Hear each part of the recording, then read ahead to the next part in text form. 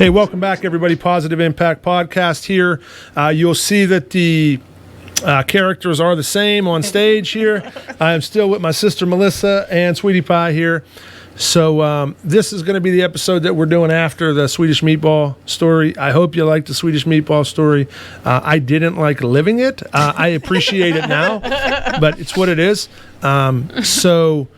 The episode today, we're going to do another story. I promise we'll get back to like some of the other stuff. Like I want to do some stuff on like parenting young kids and parenting adult children, because man, is it different. Oh, yeah.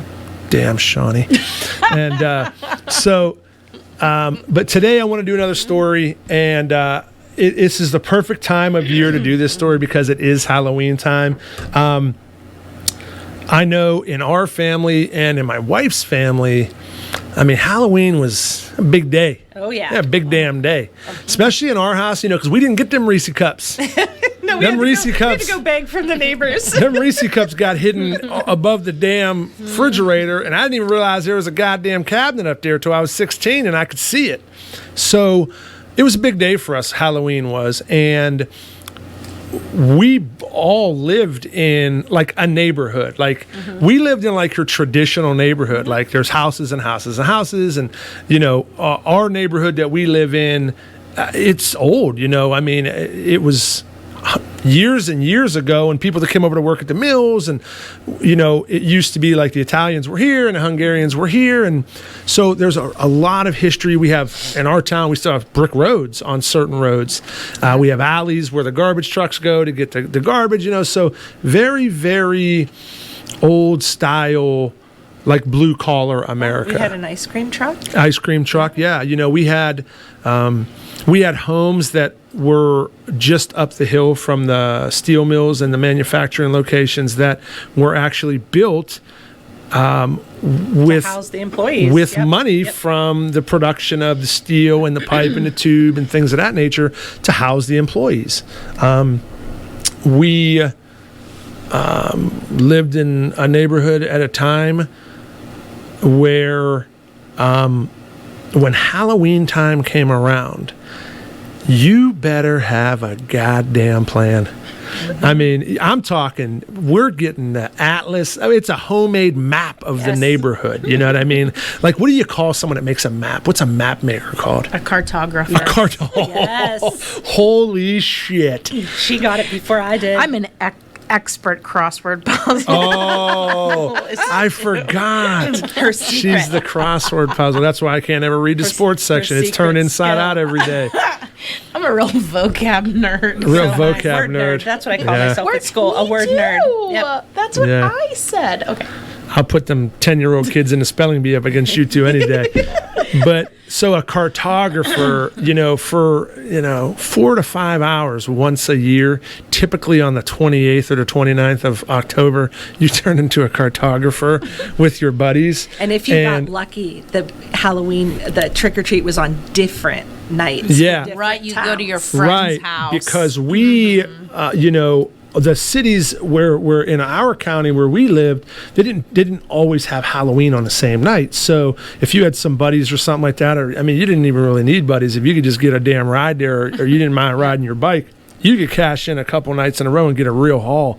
And I found that it was important to go to a second city because I would have to pay room and board with Reese cups and Snicker bars on that first Halloween haul. I mean, you remember sitting on the floor, like going through your shit, and like you remember the people that gave you pennies, and you're like, "Damn you to hell for giving me pennies." These don't even spend. Like we also had to do so. You would sort, but then Mom would be like, "Oh, well, I like those." Oh, that's what I mean. You're paying room and board to your parents on Halloween, and like you counted them out. I knew how many goddamn Reese cups I had. How would you forget? I had 17. You had categories. I had 17 at 6:05 when Halloween ended, and I had 15 by 6:15. Where'd two of them go? There's nobody else around. Next thing you know, I hear the knock of that cabinet door above the fridge, and I'm like, okay. So, yeah, you could really luck out if you could go to a different city. That was great. But you certainly had a plan. There was no molded plastic jack-o'-lanterns to store candy in. I mean, you call yourself a fat person candy eater and you used a plastic pumpkin head to collect candy. You couldn't get that much. You could get like a block or two on the plastic pumpkin head. We were sleeping bags. Pillowcases, sleeping bags. Holy shit. Whoa. You want a lot Hey, of candy. 13-year-old Sean. Listen, guys, 13-year-old Sean was thinking sleeping bag, but I wish I had a sleeping bag. so, it was pillowcases. It was, my sister was talking about, I think it was the end of the last episode where she's going to do a 5K. It was a 5K. You had to get in marathon shape. Sometimes maybe you trained at altitude before Halloween. We lived on a hill in Wheatland, and we lived on a damn hill. But you certainly, it was like a money grab. You know what I mean? It was as much candy as you could possibly get. Maybe you were polite and you said thank you when you got the candy, but it was more like a foot race to the next house. You knew who was giving candy. Why? Who? Oh, because the lights were turned on. The porch light was on. Yeah, the lights were on. The porch lights were turned on. Yep. And so, obviously, like, it was important to us to get the candy, but it's also important if you have a house, giving the candy. You know what I mean? Like, I feel so bad because, like, so my sister, like, I love Halloween. My sister lives out there, man. So I don't have trick-or-treaters. If you're someone who recognizes this person and you live like in the vicinity, I would imagine my sister lives in one of those areas where like you get a bag. Like, if you did prepare for Halloweeners, it would be like a Ziploc bag of stuff. Because, even if you bought a bag... I would be so excited. I don't get trick-or-treaters, though. I usually ask, like, one of my friends if I can go to their house and pass out candy. Because I love trick-or-treating so much. But nobody comes to my house instead of I live in the having country. 200 kids, she just makes, like, 5 kids big bags. My own children and 2 of their friends. Like, this is where we take a stand. This is our Tiananmen Square right now. If you recognize my sister and you're one of the 11 people that listens or watches this podcast and you recognize my sister, go to her house for Halloween. Well, I'll be at Trunk or Treat for Halloween. Well, she'll be at Trunk or Treat. I'll be there. So I'll still have treats. And that's the other thing. I got involved in Trunk or Treat so that I could pass out candy because I don't have anybody that comes to my house. Listen, this Positive Impact podcast is not just for the listeners. Sometimes it's for the guests. Sometimes we take a little of our own medicine here. I almost want to go trick-or-treating at your house I'm going. I am going to melt myself down and dump myself into my dress blues. And if you knew me when I wore dress blues and you know me now, I'm going to have to boil myself for a while. And I'm coming to your house for trick-or-treat because I feel bad now. So we're young, we're trick-or-treating, and I don't remember how old we were when this happened. I don't know if you would remember how old we were. Was I with you? No, you were at home. You were at the house. You never trick-or-treated with us. We were like... I have pictures of me trick-or-treating. I love to You used to dress me as a girl. Okay, that's a whole nother thing. Did you trick-or-treat I already had them? Yes, with them. And Dad would take us. Yeah. This was, I think, after that. So you had to be a little bit older. Yeah, I was certainly... I think you might have been this like... was already in Wheatland. When do you think you're trick-or-treating on your own at this point? 14? Well, we moved there in... I was 8. I was 13 when we moved. So I know that we did it at least 1 or 2 with Dad. Okay. So we'll say 16. Yeah. We'll say 16. So my sister's 16. I don't even know how old I am. How old would that make me? You'd be 11 then. I'd be 11. Oh, boy, little leaguers, watch out for my 11-year-old year. 13-year-old year, not a lady killer. So, pogo ball. Google it. So we are done trick-or-treating. We're back home, but we're not back home like we're counting our spoils like after the heist, like when you see on a heist movie and they're divvying out the gold or the doll or whatever it is that they stole, the shit they're spreading out. We're not at that point yet. There are still some stragglers coming, some trick-or-treaters who are coming who, for whatever reason, shitty costume, late getting out there, whatever, their mom made them do homework first, whatever that reason was. There's some stragglers. Well, our mother is faced with the decisions of all decisions on Halloween. And if you're someone who has a house that people go to and you pass out candy, you know what that is. You run out of candy. And I'm going to tell you what, cuz I wasn't giving her my shit.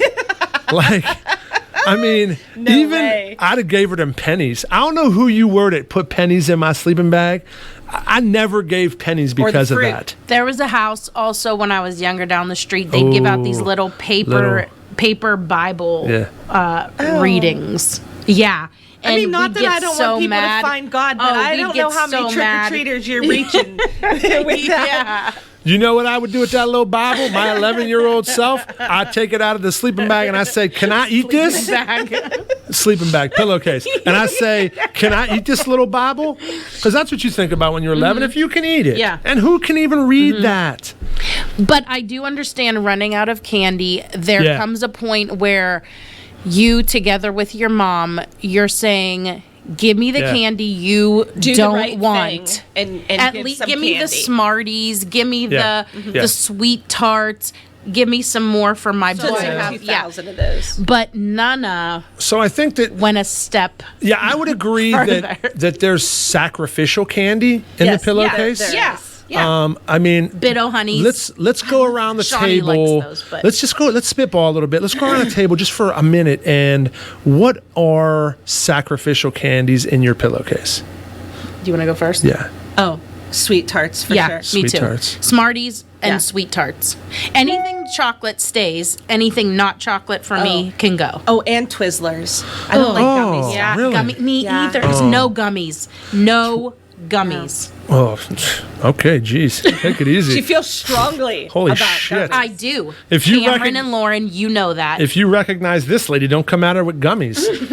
But yeah, so man, I just feel so bad for the sweet tart people. They're gold medal. They're the gold medalists of sacrificial pillowcase candy. Well, what about you?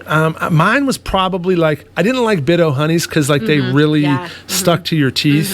I think Justin was a big Bit-O Honey guy. They're good when they're fresh, but usually you don't give fresh ones. Like I didn't love like the Milk Duds in a little yellow box, so because they stuck in your teeth and shit.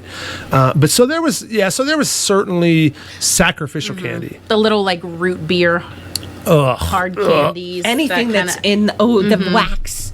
Anything in the wax. With the bottle? The little wax bottles? Oh, I love those. What was in those little wax bottle makers?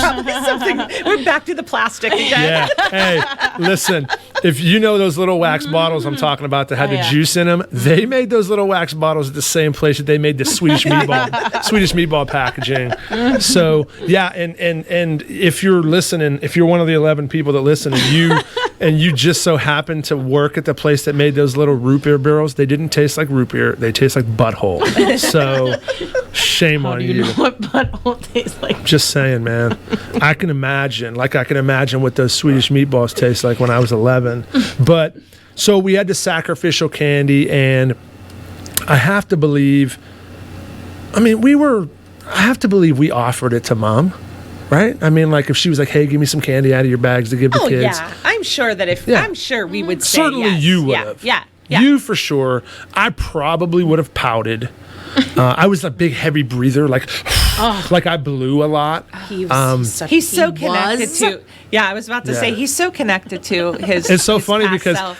I used to pout like a real asshole, and I still pout, but now I whistle when I pout. Oh, he has this very I get a signature specific. Whistle. I'm really ticked off whistle. God, I'm such a baby. And he can't do it when he's not mad. He doesn't know what I'm talking about. But I guarantee if you tick him off. Isn't that weird that you can't replicate it? Do, do, do. This whistle. And I'm like, oh, dang, stay away from him. I can't replicate it. Because you smile. It's hard. It's like hard muscle to whistle memory. but it's hard to whistle when you smile. So if you're not angry and you're smiling, you can't whistle. Like, listen, someone give me a shitty comment, you'll hear the whistle. Like I'll whistle. But so I was probably pouting. Justin probably didn't offer. I could see my sister offering. I could definitely see my sister offering. So now we've burned through the sacrificial pillowcase candy, and they're still coming. And I mean, last time I checked, you cannot eat good advice. You know what I mean? So, like, we can't just say. And Mom is like checking the clock. Can I turn the light off yet? Can I turn the light off yet? Yeah. I mean, there was like a timer that was like next to the light switch on the front porch there. That, like, man, especially if you ran out of candy, you shut it off. And you did not want to, like, we didn't want to run out because, like, what kind of, who does that? Like, oh, I'm all out of candy. You know that nobody believes you, right? It's like if you go to a house and like, we know you're not out of those little Bibles. Just give us one. Like, bad things happen to people who say they don't have candy. Yeah, it's like your house gets egged or toilet papered or something. I know you're not out of pennies. Give me some pennies. Damn penny giving person. I remember delivering their newspaper so much later than everybody else's. Did they pay with pennies? No, so they didn't pay for their newspaper subscription with pennies, but I certainly made a mark on the little card that you collected. Like if you had a newspaper when you were a kid, like when you would collect, you would punch their card. Like people that gave shitty Halloween stuff, I marked their paper route card, and like if one would fall out of like the paper route bag into the snow, it was ruined at that point. You know what I mean? They got that one. You're the guy. Yeah, I was the guy. Wow. And I did the fold technique. You know what I mean? Like I didn't use rubber bands. Like I did the fold technique. I was so good at that person like got theirs rolled up because if you rolled it up, you ruined it as well. It didn't open as well. So if you gave me pennies, I guess I got you. Oh my gosh. But I don't think I ever thought about that in such a dark way. So vindictive. I had 2 paper routes my whole childhood. I served like all of the city of Farrell. Basically, but I don't think I ever did anything like devious. My 13-year-old year, like Halloween was my Super Bowl, guys, and like Halloween candy carried me through like Easter, man. So I took it serious. So we're at the house, me and my brother and sister are there. My mom is there. I don't know if Dad was there or not. We run out of candy, okay, and like. You guys are teachers. I work in manufacturing. It's safe to say we've all been in a brainstorming session before. You know what I mean? You just get in here, start spitballing. Everybody's been in one. You've been in a spitballing session in some manner. Well, I don't remember how it all came to be. Like nowadays, if you have like a meeting or something for work, it shows up on your digital calendar. You know what I mean? Like, you can't even say I don't remember getting an invite to the brainstorming session that produced the idea that unfolded at 61 Vaughn Avenue. I mean, because the next thing I know is the trick-or-treaters are at the door. And my sister walks by me. And do you remember the little silver tray that was folded up like on the edges? Like I think like that was Mom's like it was like a TV tray, but it came off of the base. It came off of the base, and like I remember like when Mom would throw like Hershey bars on that toast, which is another thing we didn't get. She would throw like Hershey bars on toast, which like that's what she would have it on or prepare it on. Frosted Flakes too, we didn't get. Oh, she would eat Frosted Flakes in coffee. Do you remember that black coffee? Anyway, this Halloween story just keeps going back to our issues with food. Yeah, man. 13-year-old year was rough. Yeah, and so my sister walks by me with a tray, and if I gave the 11 people that listen to my podcast 3 guesses each, so 33 guesses. You are not guessing what is on this tray. You know, first guess might be like maybe Mom had made cookies, something like that. Cookies, Pop-Tarts. I don't know. Yeah, right. Granola bar. Whatever. But it is something prepackaged. Certainly not gonna fall into the dairy family. Okay, like the food group that is dairy, it wouldn't be like wheat, you know, in that family, not dairy. So my sister walks by me with 8, I counted 8, 10-ounce glasses, full to the point where like when you mix them, shit comes out, full of chocolate milk. Hey, it was the end of the night. And maybe they were thirsty. And remember, like, it's a adolescent 5K. So you're going to do a 5K when? I just did it. So you just did it. If at any point during the 5K when you thought of hydration, did vitamin D milk? No, chocolate milk did not come into the picture. So you can imagine my surprise when the delivery system that is my 16-year-old sister walks by me with a tray of 80 ounces. Who in God's name has 80 ounces of milk in their house? I can't believe we had it left over. Listen, we were at a time when the cat brought the milk to the house. We didn't give them that chocolate milk. Like, we got chocolate milk like from a dairy. That wasn't for general population. This was like the quick. It was not the powdered syrup. Quick. It was not the syrup. With the metal lid. Yeah, metal lid, cardboard like container, metal lid with the bunny on it, the quick bunny. It was that. And I didn't hear it even get mixed. Like, I didn't hear that click, click, click, click. I didn't hear that like around the glass. And like seconds later, I'm still like processing this. Like, holy shit, did we just give away 80 ounces of chocolate milk? Do you think someone else that received the milk has a podcast somewhere that's going, I mean, you'll never believe what we got? Listen, I think one of the kids, who was at your door and had to slug down a glass of chocolate milk as his treat and give the glass back. Yeah. And then go finish his walking. But with a bellyache. Yeah, because is listening to this right now. They're like, you're the people. Yeah. Because I think what might be lost on people in this story is, like, we needed this shit back. We needed our glass back. So you could take it with you. No, like, my sister wasn't there to entertain conversation for 10 minutes while you drank chocolate milk like a normal human. Like, you literally, like, my sister is standing there and you have to drink it immediately and give the glass back because my mom is taking it to the scullery and she's washing it real fast. And those 8 glasses are being reused stat because there are still kids coming. So, like, obviously pre-COVID. What we know now about food allergies, we were so irresponsible in doing that because I think we did that 3 times, if I remember, 3 loads. So do the math if 80 ounces is one load. You had a couple gallons at least. Guys, I never saw a cow in the backyard, but holy shit, that's a lot of milk. But of those 24 kids that drank chocolate milk on the front porch of my house, 1 in 24 kids is certainly lactose intolerant, right? I mean, certainly. Right? Yeah. You guys know better than I do. You work with young people, but walking so fast back to their house because they're going to my own children is lactose intolerant. So what happens when Sally, who drank vitamin D milk off the Kirkland's front porch, gets home and she's just like violently ill, you know, and then.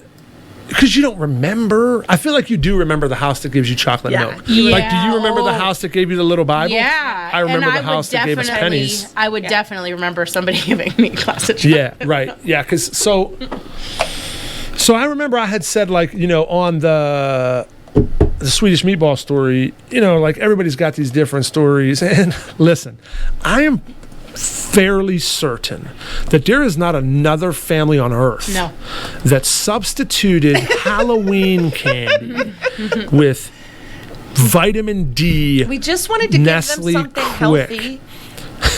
I mean, which would you rather, chocolate milk or celery? Like, I mean, we could have grabbed a carrot out of the refrigerator.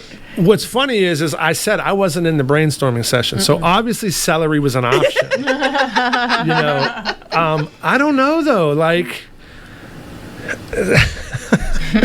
I mean, how thorough did you really wash the glasses? They're waiting at the door, you know, or was it just like you turned the glass? You know what I mean? Like communion. You know, that there's something to be said about, you know, I mean, I think we were exposed to far more germs and dirt. I think so. God made dirt, and dirt don't hurt.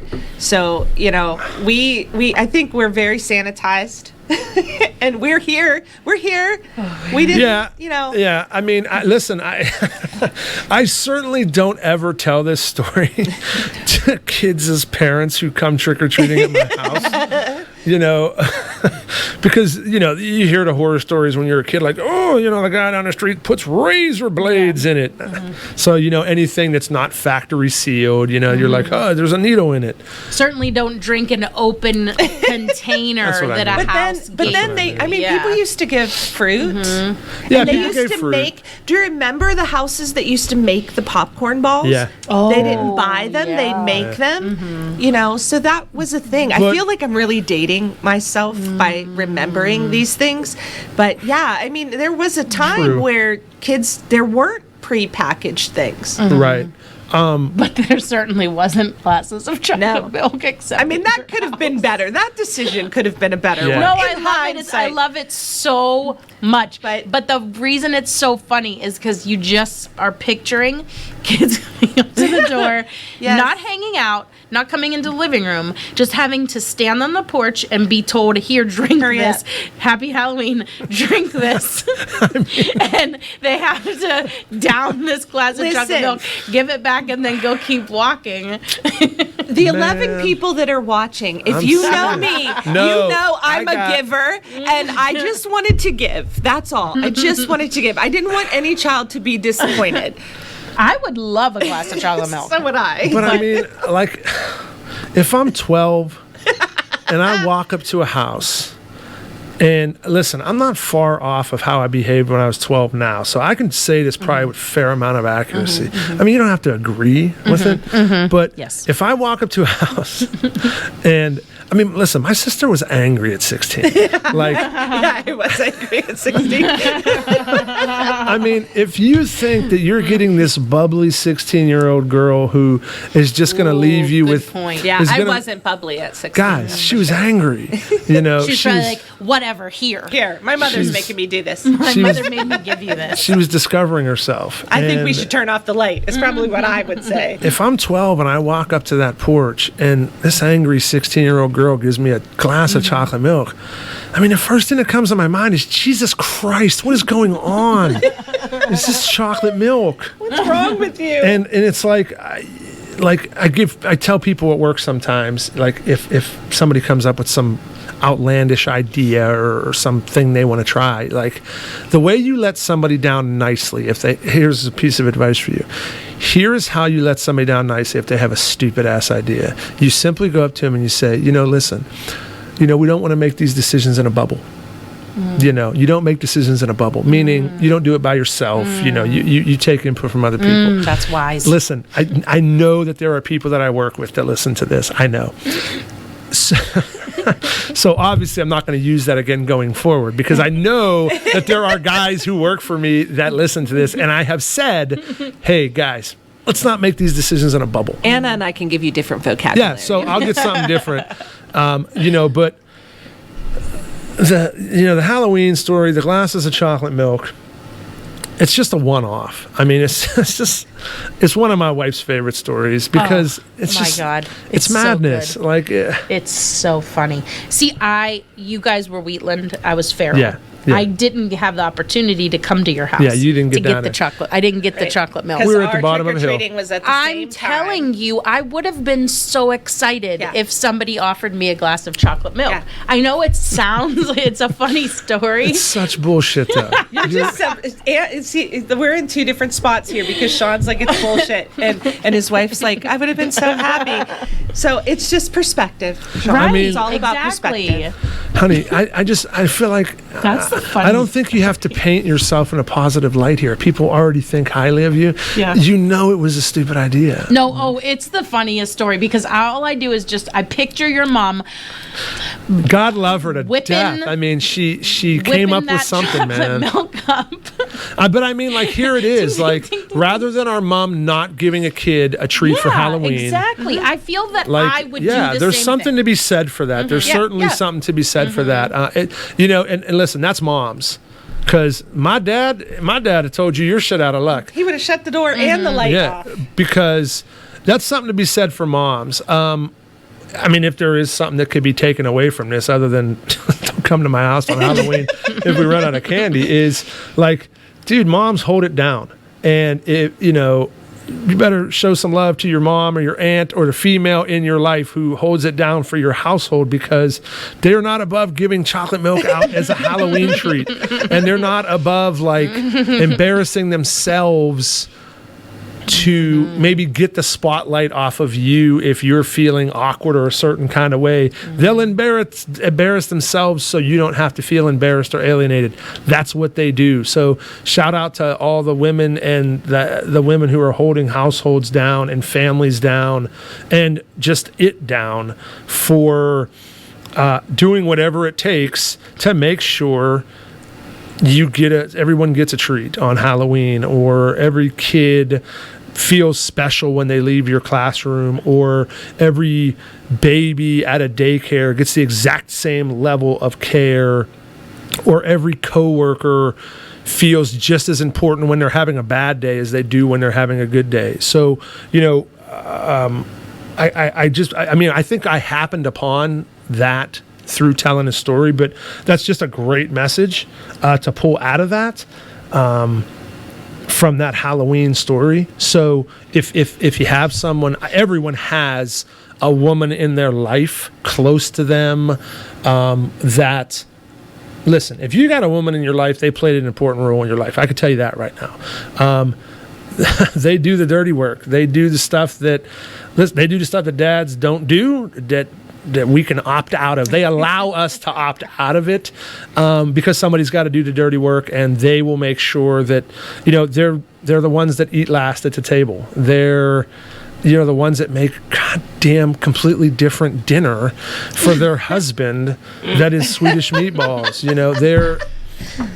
But I think you understand. I think you get what I mean. And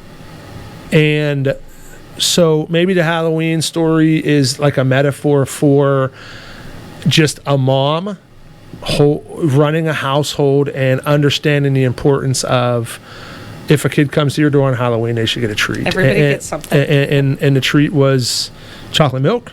And I'm starting to see why I struggled to make friends when I was 13. Because if I remembered the house that gave me pennies, they certainly remembered the house that gave them chocolate milk. Where are they now? Legit. If somebody listens to this or sees this on YouTube that is a Wheatland or Farrell person, like, man, ask around. I mean, it's a big world. You're 3 people away from knowing everyone in the world, I think, is the stat.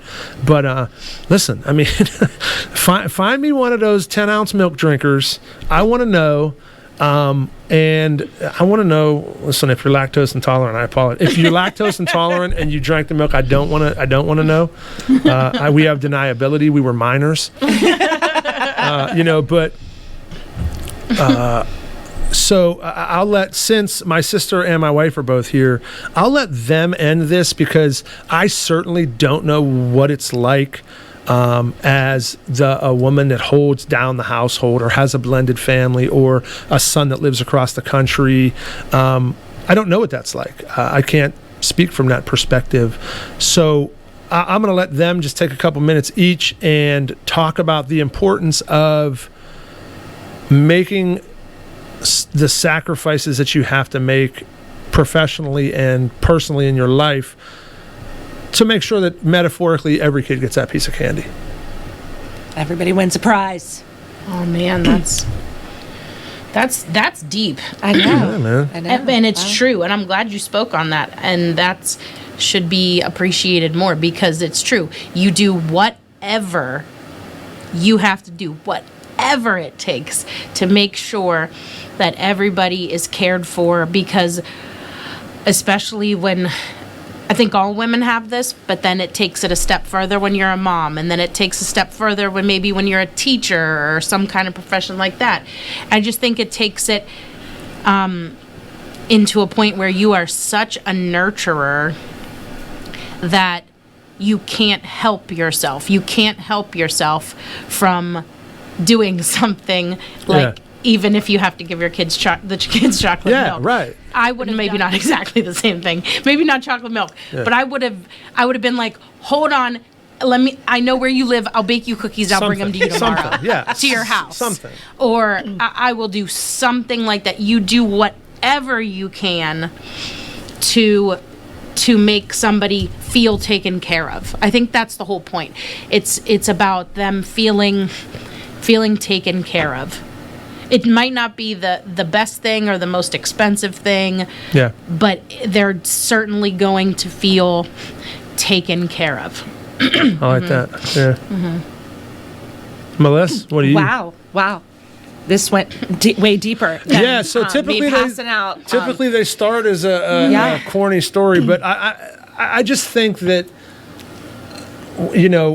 history is just such a great ally for us when you grow up and you become the head of a household or a mom or a wife and you take care of people.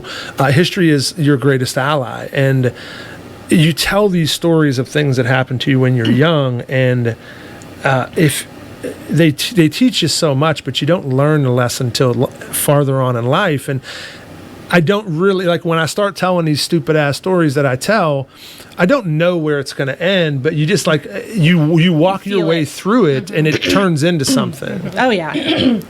I mean, for me, I agree. Second, third, both of you, but I think too,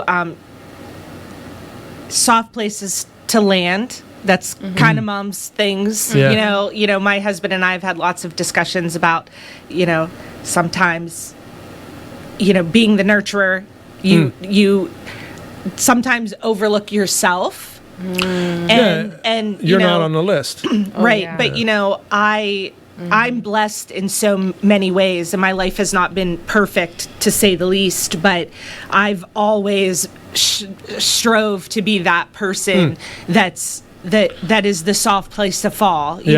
I want everyone to know that they're seen, and that they're loved. I think sometimes I even say it to my students, and sometimes people look at me like, in the world that we live in today, you tell your students you love them. I do, because for that year they are my kids, and I count them and their families in my blessings, just like I count you and my own children. And I just think it's important that everybody, and a lot of times it's moms, but I don't want to forget everybody in families, dads too, that show up, and they're there and they make sure. They don't want you to feel like you've been left out. Yeah. And, I think it's just important that, like I said, you want people to be seen. And I do it at work. I guess it's whatever the mother figure looks like in your your household. Maybe maybe it's grandma or aunt or big sister, but I think it's whatever the mother figure looks like in your family. They inherit, whether they want to or not, they inherit this role of, like you said, soft place to land.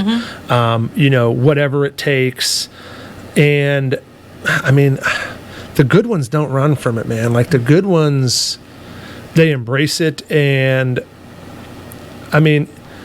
it's funny that we're surprised by the things that the mother figure in families do this far in. We really shouldn't be surprised by it. Like, I'm not surprised that my mom took it there and went with the chocolate milk. It was just chocolate milk. But that she took it there. Yeah. So,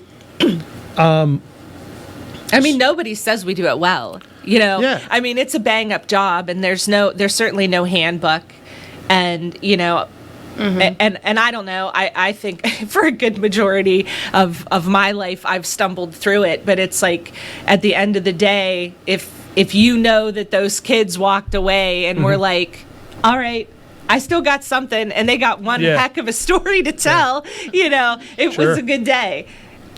Yeah. So, as we kind of go away from this episode, I hope you enjoyed the Halloween story. I hope you enjoyed hearing some things about Halloween or this time of year from when we would have been young. If you're anywhere from like 40 to 50, you're some of these references are gonna hit home with you, But I would like to. I used to tell young people all the time when I coached them, challenge yourself to do something uncomfortable each day, but make it a good thing, make it a positive thing. So I guess my challenge to everybody would be, after you listen to this or after you watch this, my challenge with you to be is find that person. Maybe there's more than one person who plays that mother role in your family. Find that person and just actually physically tell them that you appreciated what they did. You don't need to cite references to them because, from the time it started, it never really stopped. It's still happening today. So you don't need to cite references because it's just what they do.